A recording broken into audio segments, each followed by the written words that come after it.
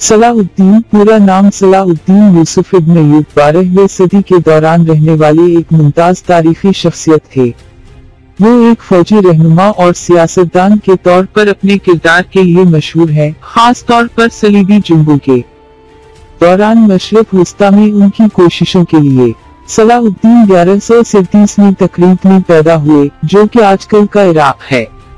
इनका ताल्लुक एक कर्द मुस्लिम खानदान से था और वो फौजी माहौल में पले बड़े थे। सलाहुद्दीन मिस्र और शाम के सुल्तान के तौर पर मकबूल हुआ, जिसने ऐयूबी खानदान को कायम किया। सलाहुद्दीन की सबसे काबिल जिक्र कामयाबियों में से एक 1171 में लातीनी सल्तनत यरूशलेम की हमला आवर अफवाज के खिलाफ मिस्र का कामयाब दिफा था।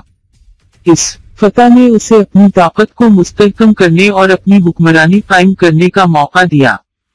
1187 में सलाहुद्दीन ने हतीम की जंग में अपनी अफवाज की क़यादत की, जहां उसने यरूशलेम के बादशाह गाई की क़यादत में सलीबी फौजों को फैसला किन शिकस्त दी। इस फतह के नतीजे में यरूशलेम पर दोबारा कब्जा हुआ, जो तकरीबन एक सदी से ईसाइयों के ज़ेर तसल्लुत था।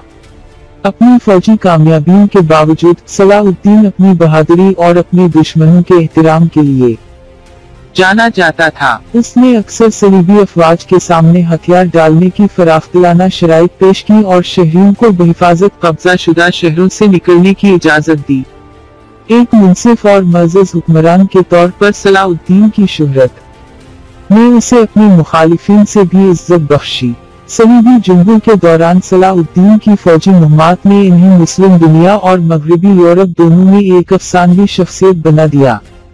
वो सलीबियों के खिलाफ मुजाहमत की अलामत बन गया और इसे अक्सर एक अजीम और नेक रहनुमा के तौर पर पेश किया जाता है। सलाहुद्दीन 4 मार्च 1193 को दमिश्क में 55 साल की उम्र में इंतकाल कर गए। एक हुनरमंद फौजी कमांडर, मुत्तहिद रहनुमा और इस्लामी मुजाहमत की अलामत के तौर पर उनकी मीरास पूरी तारीख में बरकरार है।